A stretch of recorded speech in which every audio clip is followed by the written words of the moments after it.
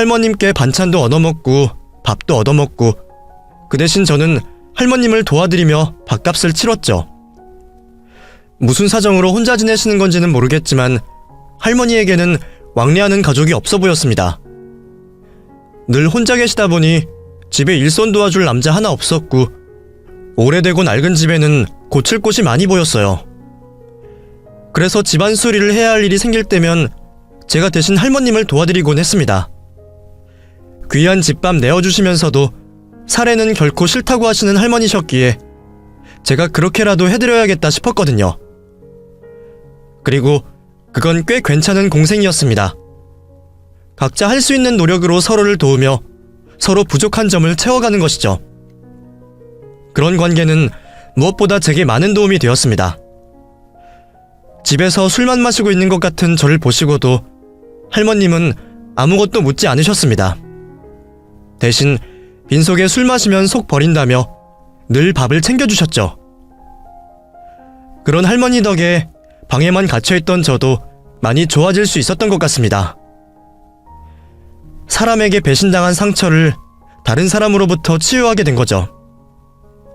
저는 금방 다시 일어나 회사에 출근을 하게 되었고 다시 살아갈 힘을 내게 되었습니다. 저는 그게 다 그 이웃 할머님 덕이라 생각했어요. 그래서 저는 조금 시간이 지나서야 제 사정을 궁금해하셨을 할머님에게 저의 이야기를 전할 수 있었습니다. 제가 고아로 버려져서 절름발이로 괴롭힘당하고 친구인 줄 알았던 사람에게 전재산 사기당해 그 동네까지 흘러온 이야기를 들으신 할머님은 별말 없이 제 손을 꼭 잡아주셨습니다. 처음 봤을 때부터 뭔가 사연이 있겠다 싶었지만 그리 고생했을 줄은 몰랐네. 그래, 혼자 얼마나 고생이 많았겠어. 그런데도 이렇게 잘 버티고 살아줬으니 얼마나 대견해. 자네는 살아남은 걸로도 잘 산 거야. 지금은 당장 인생이 고되고 힘들겠지만 살다 보면 언젠가 웃을 날이 반드시 올 거야. 일단은 살아있어야 그런 행복도 누리고 살지 않겠어? 그러니 절대 포기하지 마. 글쎄요, 저도 그냥 죽지 못해 사는 거지. 뭐 그런 건 잘 모르겠어요. 아직 살아온 날이 30년이지만 여태껏 살면서 내가 행복해 본 적이 있나 싶네요. 뭐 가끔 웃을 일은 있었어도 그게 행복한 줄은 모르겠어요. 남들은 매일 웃고 살던데 저는 그런 날이 손에 꼽을 날이거든요. 사람들은 보통 기쁜 일이 있거나 생일날 행복하다 그러던데 버려진 탓에 생일도 잘 모르니까 매년 생일이라 그래도 와닿지도 않고요. 그냥 죽는다는 게 무서워서 못 죽는 거지 딱히 제 삶에 미련이나 기대도 없어요. 지금 같아서는 제발 더 이상 남들한테 상처받지 않고 현상 유지라도 했으면 좋겠네요. 젊은 사람이 그런 생각하면 쓰나? 행복한 일이 있어서 웃는 게 아니라 행복하려고 웃는 거지. 작은 것 하나하나 감사하며 살다 보면 매일이 행복한 날이 올 거야. 자네도 말은 그렇게 하지만 해보고 싶다거나 이루고 싶은 것 하나쯤은 있을 거 아니야. 꼭 현실성이 없다고 해도 말이야. 꿈 같은 건 없어? 사실 꿈 같은 거 이루지도 못할 텐데 꿔서 뭐 하나 싶어서 깊게 생각해 본 적이 없어요. 예전에는 저 같은 사람들 도와주면서 살고 싶다 뭐 그런 생각을 하기는 했었어요. 내가 외로워서 그런지 도와주고 도움받고 그러고 싶더라고요. 근데 제 주제에 남을 돕기는커녕 폐나 안 끼치면 다행이죠. 할머님과 저는 속에 있던 얘기들을 자주 나누곤 했습니다. 서로 찾아올 사람도 없고 만날 사람도 없는 신세이다 보니 서로에게 의지가 많이 되었던 것 같습니다. 저도 평생 생일 한번 제대로 챙겨본 적 없고 명절날에도 늘 혼자였는데 할머님도 저와 다를 것 없는 사정이셨거든요. 그 동네 몇 년 살면서 저는 할머니에게 가족이 찾아오는 걸 본 적이 없었습니다. 정이 많으신 분이라 동네 분들과 잘 지내시기는 하시지만 이상하게도 자식이나 가족은 만나지 않으시는 듯 했죠. 가족이 없으신 건지 있는데도 못 만나시는지는 모르겠지만 저는 그런 할머님의 처지가 저와 비슷하다 싶었습니다. 그래서인지 저는 혼자 계시는 할머님을 언젠가부터 자꾸 신경을 쓰게 되었습니다. 어버이날이나 생신이나 특별한 날이 있으면 할머님이 오늘도 혼자 계실까 싶어 일부러 옆집 대문을 두드리곤 했었어요. 괜히 쑥스러워서 별말은 못하고 배고프다고 밥이나 차려달라 말하는 게 전부였지만 할머님은 늘 그런 저를 반겨주셨습니다. 진짜 자식도 아닌데 어버이날 축하한다 하기도 이상해서 그런 날마다 저는 말없이 케이크나 떡 같은 간식거리들을 들고 갔는데 어쩌면 할머님도 그런 것을 보며 제 마음을 헤아리셨는지도 모르겠습니다. 그게 좋으셨던 건지 아니면 받은 만큼 돌려주고 싶으셔서 그러신 건진 몰라도 할머니는 제 생일을 챙겨주시기 시작하셨습니다. 진짜 태어난 날도 아니고 버려진 날을 생일로 치는 제게는 생일이 기쁜 날도 아니었고 제대로 축하받아본 적도 없지만 그래도 무슨 날이라고 미역국 끓여진 생일상을 받는 건 나쁘지 않은 기분이었어요. 생일이라는 날이 제게는 의미 없는 날이었을지 몰라도 그런 저를 챙겨주시려는 할머님의 마음만은 참 감사하고 기쁜 일이었습니다. 그래서 저는 언젠가부터 제 생일이 기다려지기 시작했습니다. 그런 걸 보면 제가 그 동네에 이사가고 할머님을 만나고 많이 달라졌다 싶었습니다. 30여 년 살면서 늘 스스로 우울을 끌어안고 살았던 저였는데 그런 제가 할머님을 만나면서 자주 웃기도 하고 누군가와 행복을 나누며 다시 인생에 기대를 걸어보기 시작했으니까요. 아마 그때 제가 할머님을 만나지 않았더라면 저는 삶의 희망을 잃고 정말 나쁜 선택을 했을지도 모릅니다. 고하니까 찾는 사람도 없고 살아야 할 이유도 없다면 너무 지치고 유독 힘든 어느 날 더 이상 힘든 생을 살기 싫어 인생을 저버리지 않았을까 말이에요. 당시에는 할머님 덕분에 제가 살아간다는 걸 잘 몰랐지만 다시 생각해보면 지금 제가 살아있는 것도 전부 할머님 덕분이었습니다. 아무리 여유가 있고 외롭다고 한들 남한테 밥상 차려주고 관심을 쏟는 게 쉽지는 않을 텐데 말이죠. 그래서 저는 받은 만큼 할머님에게 관심을 가질 수밖에 없었습니다. 그 나이에 왜 자식도 없이 혼자 지내시는지 궁금하기도 했었죠. 처음에는 할머니가 자식 없이 사시는 분인 줄 알았는데 어느 날인가 할머니에게 자식이 있다는 얘기를 듣게 되었습니다. 그것도 하나도 아니고 아들만 둘이라고 하시더라고요. 근데 왜 자식들이랑 연락을 안 하세요? 명절에도 오지 않고 생신 때도 누구 오는 걸 못 봤는데요? 자식 농사가 내 마음같이 되지 않는지 그렇게 됐지. 어릴 적에는 엄마 품에서 안 떨어지겠다고 일하는 것도 못하게 하더니 나이 먹고 머리 자라면서는 다들 제 갈 길 가버리고 없네. 나도 다 키워둔 자식들한테 바라는 것도 없고 그냥 어디서 잘 살고 있겠지 생각하는 거지. 자식들 안 보고 산 지도 벌써 수십 년이야. 그 사이 결혼도 하고 자식도 낳았다는 건 들었는데 오질 않으니 나는 한 번 본 적도 없지. 뭐 부모들만 자식을 버리는 게 아니지 않겠어? 자식들도 부모를 버릴 수 있는 거지. 할머님도 저와 당신의 처지가 다르지 않다 싶으셨던지 제게 그런 말씀을 하셨습니다. 무슨 연유로 자식들과 안 보고 사시는지는 모르겠지만 할머니가 하시던 말씀들로 대충 유추해보면 아마 자식들이 어머니에게 더 받을 게 없다 싶어 방치를 하는 듯 했어요. 부모에게 더 도움받을 것이 없으니 챙기지도 않겠다는 소리겠죠. 그래서 할머님은 혼자 살아내기 위해 늘 바쁘게 사셨습니다. 하루 종일 곰을 주우러 다니시고 틈틈이 마늘이나 나무를 다듬으며 부업 같은 것도 많이 하셨어요. 자식이 둘이나 되는데도 용돈 한 푼 못 받고 그 나이까지 고생하시는 할머님이 안쓰러웠죠. 그래서 제가 자식 대신 챙겨드리려 했는데 그런 저희의 인연마저도 그리 오래가지는 못했습니다. 제가 그 동네에 발을 들이고 7년째 되던 해에 옆집 할머님이 결국 돌아가고 마셨습니다. 혼자 잠들다가 돌아가신 할머님의 마지막을 확인한 것도 다름 아닌 저였어요. 며칠간 집 밖으로 나오지도 않으시고 조용하다 싶어 걱정되는 마음에 대문을 두들겼는데도 안에서 인기척이 없는 겁니다. 휴대폰이 없으신 할머님이시라 집 전화로 전화를 걸어봤지만 전화도 수십 통째 받지 않으셨죠. 그제서야 저는 할머니에게 무슨 일이 생겼다는 걸 알 수밖에 없었습니다. 놀란 저는 곧바로 경찰을 불렀고 경찰과 소방관들이 출동해 할머니 집의 문을 열었습니다. 그렇게 들어가게 된 집안은 이미 아무 기척도 없이 싸늘하고 묘한 흔적만 남아있었습니다. 경찰관과 소방관들이 곧바로 할머님의 안방으로 들어갔고 저는 그 뒤로 주무시다 돌아가신 할머님의 시신을 보게 되었습니다.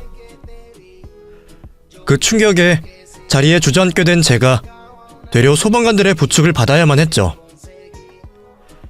할머님을 처음 배웠을 때부터 연세가 있으셨으니 언제 돌아가셔도 이상하지는 않다 생각했었지만 설마 그런 날이 정말 올 줄은 몰랐나 봅니다. 그렇게 할머님은 고독사로 돌아가셨고 제가 며칠 만에 신고를 한 탓에 일주일을 넘기지는 않았습니다. 조금만 지났으면 시신이 많이 상했을 텐데 그나마 다행이었죠. 저는 홀로 할머님의 죽음을 추모하며 할머니의 장례식이 열리기를 기다리고 있었습니다. 아무리 그동안 연 끊고 지내던 자식들이라고 하지만 어머니가 돌아가시면 장례는 당연히 치를 거라 생각했거든요. 혼자 쓸쓸하게 돌아가시게 한 할머님 자식들에게 원망은 들었지만 그래도 제가 찾아가서 할머님 얘기라도 해야겠다 싶었어요. 그런데 저는 얼마 뒤 경찰에게서 놀라운 소식을 전해 듣게 되었습니다. 김영자 할머님 말이에요. 자녀분들에게 연락해봤는데 아무도 모셔가겠다는 사람이 없더라고요. 장례 치를 생각도 없으신지 시신 인계를 포기하신다고 하시네요. 예? 자식들이 아무도 안 찾아왔다고요? 그럼 할머니는 어떻게 되는 거예요? 가족들이라고 해도 포기하면 어쩔 수 없어요. 모셔가는 사람이 없으면 그냥 이대로 무연고자 처리되셔서 세금으로 화장되실 겁니다. 그리고 납골당에 얼마간 있다가 영영 찾아오는 사람이 없으면 유골마저 폐기되는 거죠. 보통 노숙자들이나 독거노인들 중에 이런 경우들이 왕왕 있어요. 근데 자식이 둘인데도 이러는 건 좀 드물긴 하네요. 자식들이 모두 할머니를 외면했다는 소식에 저는 충격을 받을 수밖에 없었습니다. 아무리 무정한 자식이라 그래도 어떻게들 그럴 수 있는지 고아인 저는 이해가 되지 않더라고요. 결국 아무도 장례를 치르지 않으면 무연고자 처리된다는 말에 저는 제 사비로 할머님의 장례를 치러드리기로 결정했습니다. 물론 저한테는 큰 돈이었지만 그동안 할머니에게 얻어먹은 밥값을 생각하면 제가 마지막 가시는 길이라도 지켜봐드리는 게 도리라 생각했습니다. 그래서 저는 제 돈으로 빈소를 차리고 자식들 대신 상주를 하게 되었죠. 그렇게 저 혼자 조촐하게 장례식장을 지키고 있었습니다. 맞을 사람 하나 없는 장례식장이 어찌나 쓸쓸하던지 지나가던 사람들이 비어있는 빈소인 줄 알고 힐끔거릴 정도였어요. 돈이 없어서 일손 도울 사람은 차마 못 불렀는데 안 부르길 차라리 다행이었다 싶었죠. 찾는 자식 하나 없이 쓸쓸하게 사시는 줄은 진작 알았지만 주변에 사람이 이렇게나 없으실 줄은 몰랐습니다. 제가 할머니가 들고 다니시던 전화번호부에 적혀있던 모든 연락처로 장례 문자를 보냈는데도 주변에서 가까이 지내시던 몇몇 할머님들 빼고는 찾아오는 사람이 없었어요. 그런데 그때 할머님을 찾아온 손님으로 보기에는 영 어울리지 않는 정갈한 양복 차림의 중년 남성이 빈소를 찾았습니다. 처음에는 제가 보지 못했던 자식분이신가 싶었지만 개인적인 친분보다는 격식을 차리는 느낌에 그건 아닌 것 같다 싶었어요. 그래도 할머니 마지막 가는 길 한 분이라도 더 찾아와 주신 것에 감사했던 저는 그분이 누구시던 간에 상주로서 감사히 맞아드렸습니다. 그분은 할머님의 마지막 가시는 길에 명복을 빌어주신 뒤 저와 인사를 나누게 되었습니다. 이제 누구신지 물어볼까 하던 찰나 그쪽에서 먼저 저를 알아보시더군요. 와주셔서 감사합니다. 네, 처음 뵙겠습니다. 그쪽이 이현범 씨죠? 드릴 말씀이 있으니 저 좀 따로 보시죠. 할머님을 찾아온 손님인 줄만 알고 있었더니 누구시기에 제 이름까지 아시나 싶어 어리둥절했던 저는 놀란 마음에 서둘러 그 남자를 따라갈 수밖에 없었습니다. 얘기를 나누기 전 그 남자는 양복 주머니에서 자기 명함을 한 장 꺼내 보여주었습니다. 변호사 사무실을 운영하는 변호사의 명함이었죠. 변호사요? 그쪽이 변호사셨어요? 어쩐지 뭔가 대단한 일 하실 것 같더라고요. 근데 변호사가 할머님을 왜 찾아오셨어요? 제 이름은 어떻게 알고 계시고요? 저는 김영자 할머님의 일을 돕던 변호사입니다. 할머님과는 오래전부터 알고 지내던 사이였죠.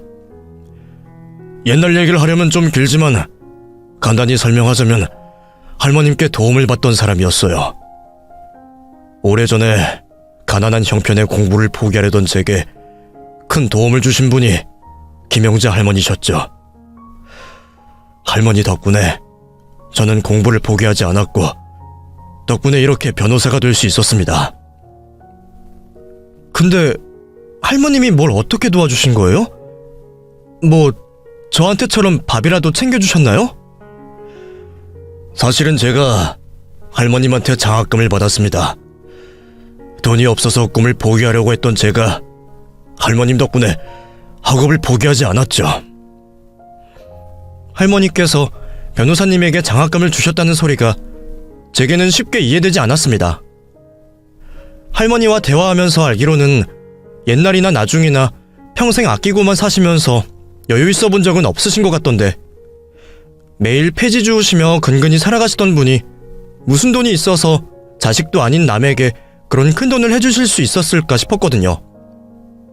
할머니 사정을 모르지 않던 제가 믿을 수 없다는 표정으로 변호사님을 쳐다보자 변호사님도 제 생각을 읽으셨는지 제가 이해할 수 있도록 여태껏 제가 모르고 있던 할머님의 숨겨진 사정을 알려주셨습니다. 무슨 생각이신지 저도 압니다. 평생 가난하게 사셨을 뿐이 무슨 돈이 있어서 남의 학비를 대주셨나 싶으시겠죠? 사실 저도 처음에 할머님을 배웠을 때는 그렇게 생각했었어요.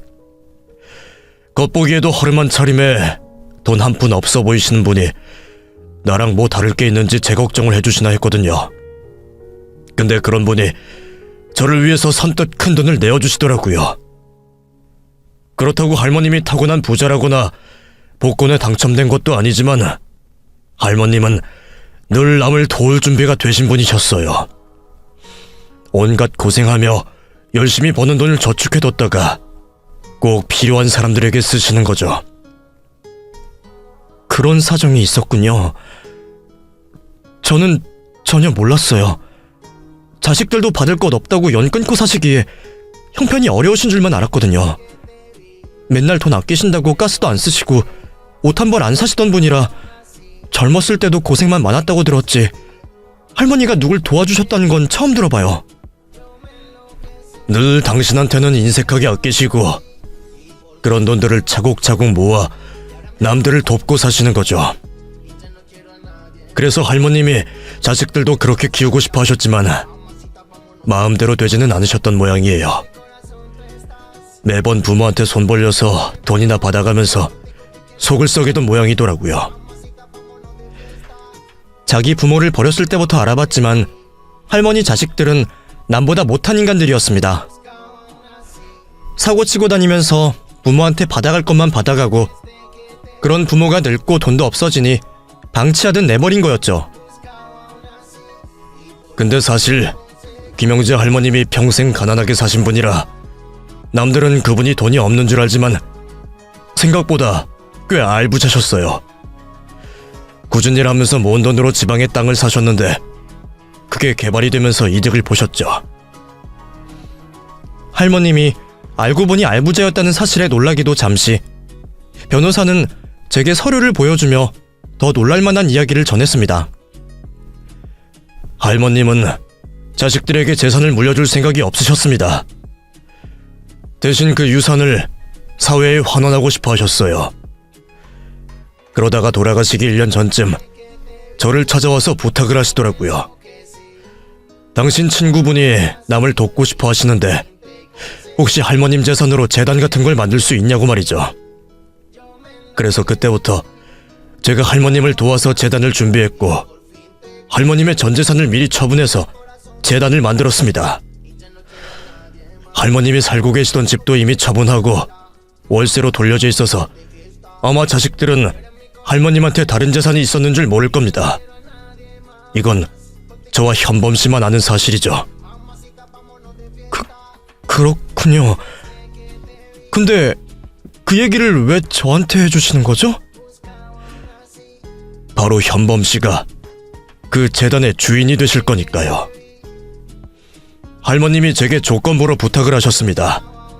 당신 장례를 치르는 사람에게 재단을 양도해달라고 말이에요.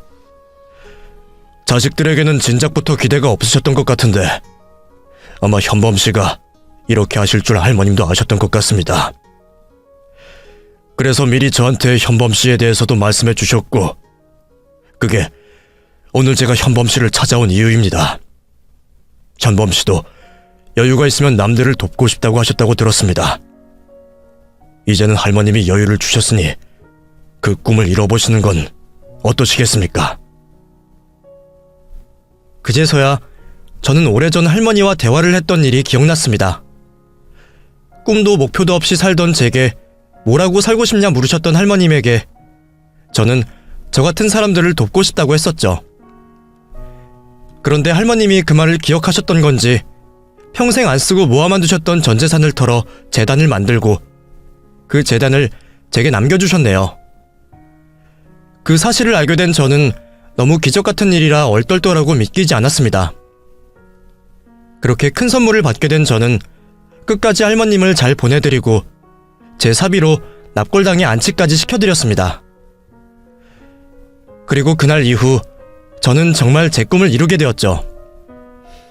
할머님에게 큰 선물을 받은 이상 이걸 갚아야겠다는 생각에 저는 할머님 뜻대로 단체를 운영하며 사람들을 돕기로 했습니다. 그렇게 지금까지 벌써 6년째 저는 할머님이 물려주신 재단에서 봉사를 하며 사람들을 돕고 있습니다.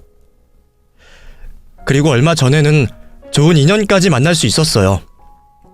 같이 봉사를 다니던 마음씨 좋은 여성과 진지한 만남을 이어나가고 있거든요. 보잘것없던 제 인생이 이렇게 달라질 줄은 몰랐는데 덕분에 저는 지금 너무나 행복한 삶을 살고 있습니다.